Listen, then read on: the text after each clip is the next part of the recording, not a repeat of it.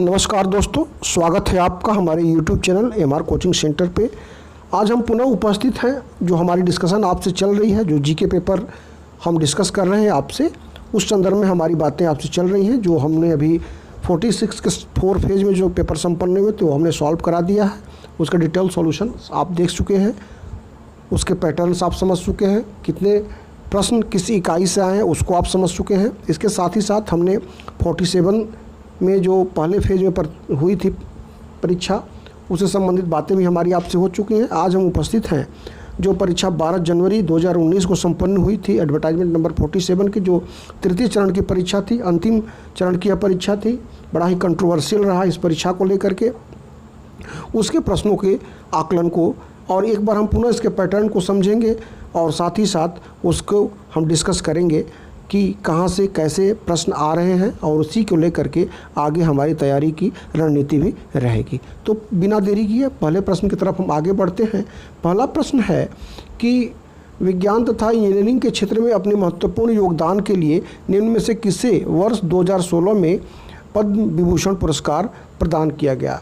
दोस्तों, एक बात आप ध्यान में रख लें कि आयोग, जो उच्चतर शिक्षा सेवा आयोग है, इसके द्वारा जो प्रश्नों का निर्धारण होता है वह अपने आप में एक अजूबे से कम नहीं है। जब परीक्षा 2019 में हो रही है और आपको 2016 के पद्म भूषण पुरस्कार के बारे में बातें की जा रही हैं, और इस तरह के और भी प्रश्न आपको आगे मिलेंगे। बड़ी ही अबूझ पहेली थी यह परीक्षा जो संपन्न हुई है। खैर, लेकिन फिर भी हमें ट्रेंड को समझना है, तो इस तरह की चीज़ों को हमें ध्यान में लेकर के चलना होगा। खैर, उस ज़माने में जो इसका उत्तर था वह था जो डॉक्टर वी के आत्रे थे, जो फॉर्मर हेड रह चुके, इंडियन साइंटिस्ट, जो फॉर्मर हेड DRDO के रह चुके थे। इनको इससे पहले पद्म भूषण भी प्राप्त हो चुका था, वासुदेव कुलकर्णी आत्रे। तो इसका सही जवाब है वी के आत्रे। इस पर ज़्यादा डिस्कशन करने की अभी फ़िलहाल कोई आवश्यकता नहीं है, बस ट्रेंड को पहचानना है। इस तरह की प्रिपरेशन हमें आगे भी करनी होगी। आगे बढ़ते हैं। मैंने बताया आपसे कि आयोग की महिमा देखिए। फिर यह प्रश्न पूछा, परीक्षा कंडक्ट हुई 2019 में हुई थी, और प्रश्न पूछ रहा है कि नवंबर 2015 में पणजी में आयोजित भारत के 46वें अंतर्राष्ट्रीय फिल्म समारोह में किस फिल्म ने गोल्डन पीकॉक पुरस्कार जीता। खैर दोस्तों, इसका जो आंसर है वह तो आपको हम बता देते हैं कि जो इसका आंसर था एम्ब्रोस ऑफ द सरपेंट था, जो यह एक अर्जेंटीना के एक जो डायरेक्टर थे डॉक्टर सीरो गोबेरो, उनके द्वारा 2 घंटा 5 मिनट की बनाई हुई पिक्चर थी।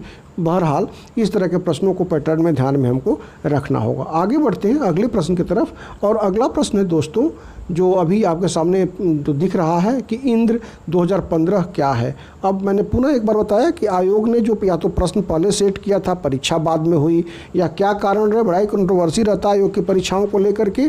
बावजूद यह परीक्षा हुई थी और उसमें जो प्रश्न आए थे जो करंट अफेयर्स के प्रश्न थे, लेकिन 3-3, 4-4 साल पुराने थे। ये इंद्र 2015 भी उसी का एक बानगी है, उसी की एक झांकी है। यह एक जो Russian army contingent arrive for Indo Russian joint exercise के लिए बीकानेर राजस्थान में हुआ था, जो भारत और रूस का संयुक्त सैन्य अभ्यास था। आपका आंसर ए सही जवाब है। दोस्तों, इसी बीच में हम एक चीज़ और आपसे कहना चाह रहे हैं कि हमारे जो डिस्प्ले पर जो ये हमारा जो आपको दिखाई दे रहा है प्रश्न, इस पर आपको व्हाट्सएप नंबर हमारा दिखाया जाएगा, जिसमें हम आपसे आमंत्रित करते हैं कि अगर आप जो कह रहे हैं कि हम लोग इसके ग्रुप बना करके तैयारी शुरू की जाए, अगर आप इंटरेस्टेड हैं तो कृपया इस पर मैसेज करें, जो मैं व्हाट्सएप नंबर प्रोवाइड कर रहा हूं। फिर उसके अकॉर्डिंगली हम बताएंगे कि हमें अपनी तैयारी को कैसे रूपरेखा देनी है। जो जीके की तैयारी की हमारी बात आपसे चल रही, बहुत सारे बच्चों की जो डिमांड आ रही थी, तो उसके अकॉर्डिंगली जो है हमने सोचा है कि अभी कुछ दिनों के बाद हम जो है इसको स्टार्ट कर दें, कुछ दिनों यानी कि 1 सप्ताह के अंदर ही। तो यह आप डिपेंड करता है कि आपका रिस्पॉन्स कैसा है, और जो आपका व्हाट्सएप नंबर पर मैसेज आएगा तो उसके अकॉर्डिंगली हम फिर आपको सूचना प्रोवाइड करेंगे। दोस्तों, बढ़ते हैं चौथे प्रश्न की तरफ, और चौथा प्रश्न जो था वह है भारत के किस महान योद्धा को वर्ष 2016 में 475वीं जयंती आयोजित की गई। तो इसका जो सही जवाब था यह महाराणा प्रताप था, जो कि 475वीं जयंती, इनका जो जन्म था 9 मई 1540 में हुआ था। ये 13वें राजपूत किंग ऑफ मेवाड़ थे, जो 1597 में इनकी मृत्यु हो गई एट द एज ऑफ 56।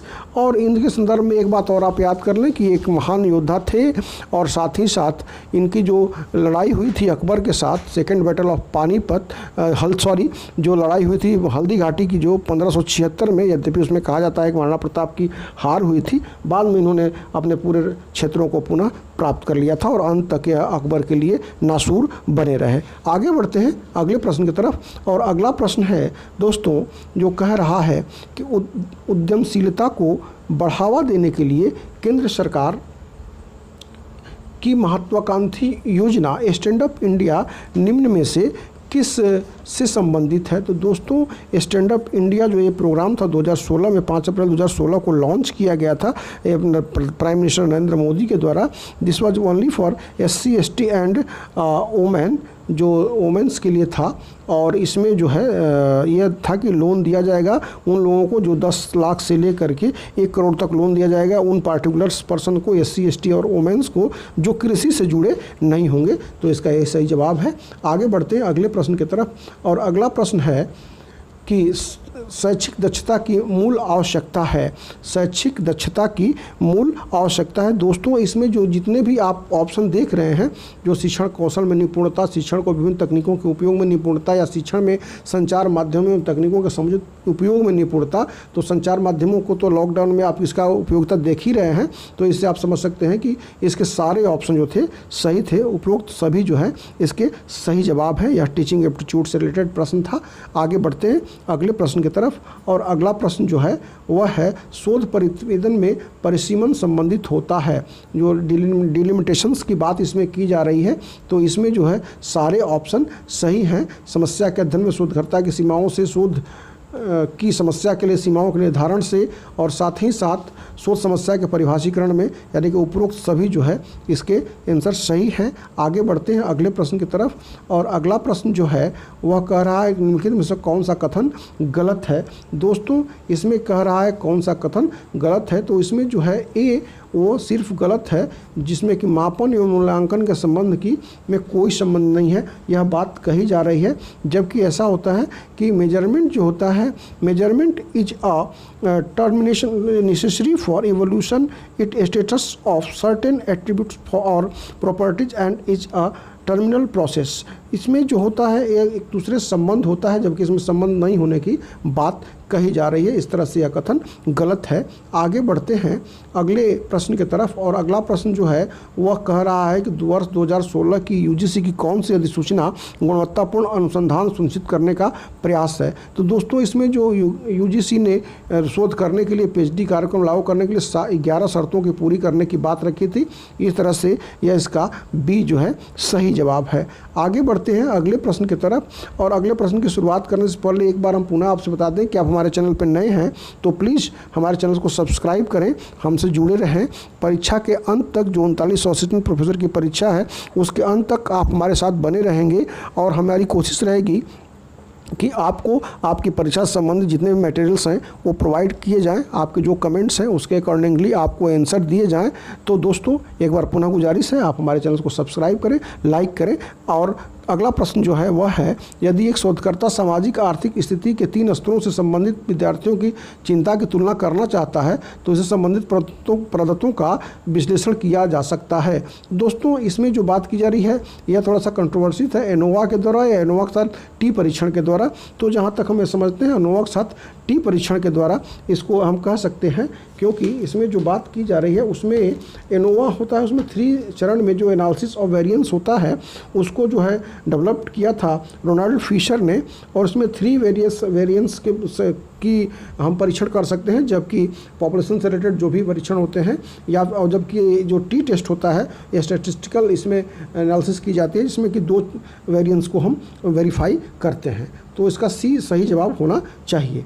आगे बढ़ते हैं अगले प्रश्न की तरफ, और अगला प्रश्न जो है वह आपका IT से है, कंप्यूटर से है, जिसमें कह रहा है कि स्मार्ट मोबाइल फ़ोन में निम्नलिखित में से कौन सा ऑपरेटिंग सिस्टम ज़्यादातर उपयोग होता है। दोस्तों इसका जो सही जवाब है वह है एंड्रॉयड। एंड्रॉयड जो होता है वह इसका सही जवाब हो सकता है, क्योंकि ये ऑपरेशन सिस्टम ज़्यादा उपयोग में आता है। इसके अतिरिक्त जो है iOS भी है, आईफोन OS जो है। इसके अतिरिक्त जो KAIOS एक और सिस्टम है, यह जो छोटे छोटे फीचर फ़ोन जो आपने देखे होंगे नोकिया के, या फिर जो भी आपके पास जियो का जो फ़ोन है छोटा वाला, अगर आपके पास है तो इसमें जो है KAIOS सिस्टम होता है। जबकि मेन जो सिस्टम है जो अभी आप यूज़ कर रहे हैं फ़ोन एंड्रॉयड, इसका ही उपयोग ज़्यादातर किया जाता है। आगे बढ़ते हैं अगले प्रश्न की तरफ, और अगला प्रश्न है जो सॉफ्टवेयर इंटरनेट पर वेबसाइटों को खोजता है उसे कहते हैं। तो दोस्तों इसे हम सर्च इंजन कहते हैं। बहुत सारे सर्च इंजन नाम आप जानते हैं, या अगर नहीं जान रहे हैं तो एक बार हम आपको बता दें, गूगल है, याहू है, डकडकगो है, बिंग है, और भी बहुत सारे हैं, तो इसको आप ध्यान में रख लीजिएगा। आगे बढ़ते हैं अगले प्रश्न की तरफ, और प्रश्न नंबर 13 जिसकी बात हम यहाँ पर करेंगे, और इसमें कह रहा है कि WLL होता है। तो दोस्तों WLL यह एक एब्रीविएशन भी है, जिसमें यह कह रहा है wireless in local loop. Wireless in local loop is use of a wireless communication link as last mile और फर्स्ट माइल। तो इसको इस तरह से ध्यान में रखेंगे, इसका जो C है वो सही जवाब है। इस तरह के बहुत सारे प्रश्नों और शब्द संक्षेपण के साथ हम उपस्थित रहेंगे आपके साथ, जब हमारी और आपकी तैयारी की बात जो चलेगी, जब आप हमारे ग्रुप के साथ जुड़ेंगे तो उस संबंध में हम बहुत सारे मटेरियल्स आपको इस तरह के प्रोवाइड करने की कोशिश करेंगे। आप हमारे चैनल पर बने रहें, आप हमारे साथ बने रहें। आगे बढ़ते हैं अगले प्रश्न की तरफ, और अगला प्रश्न है कंप्यूटर की किस पीढ़ी में वैक्यूम ट्यूब का तकनीक का प्रयोग होता था। दोस्तों यह फर्स्ट जनरेशन कंप्यूटर में यूज होता था, जो जॉन एम्ब्रोस फ्लेमिंग ने 1904 में जिसका इन्वेंशन वैक्यूम ट्यूब का किया था। आगे बढ़ते हैं अगले प्रश्न की तरफ, 15वां प्रश्न है, और यह इस वीडियो का अंतिम प्रश्न भी है। नेक्स्ट 15 क्वेश्चन के साथ हम पुनः उपस्थित होंगे, लेकिन इस प्रश्न पर डिस्कशन कर लें कि एल नीनो किससे संबंधित है। तो हम आपको बता दें, एल नीनो जो है एक धारा है जो कि आपके प्रशांत महासागर में पेरू के तट पर बहती है। जो यह एल नीनो जो है, जिससे कि हम लिटिल बॉय या क्राइस्ट चाइल्ड के रूप में जानते हैं, जब भी इसका आगमन होता है तो तब उसका टेम्परेचर जो होता है पानी का बहुत ज़्यादा बढ़ जाता है, जिससे कि बहुत ही हलचल मच जाती है मौसमी उसमें जो परिवर्तन में, या भारत के मानसून को भी अफेक्ट करता है, जिसे एल नीनो अफेक्ट के रूप में हम जानते हैं। तो इसका जो सही जवाब हुआ वह हुआ समुद्री जलधारा। दोस्तों इसी के साथ यह वीडियो समाप्त होता है। पुनः हमारी आपसे मुलाकात बहुत जल्द होगी। आपकी जो भी रिस्पॉन्स रहेगी उसको हम देखेंगे, और उसके बाद फिर हम लोग पुनः नए सिरे से अपनी तैयारी को हम दिशा प्रदान करेंगे। धन्यवाद दोस्तों।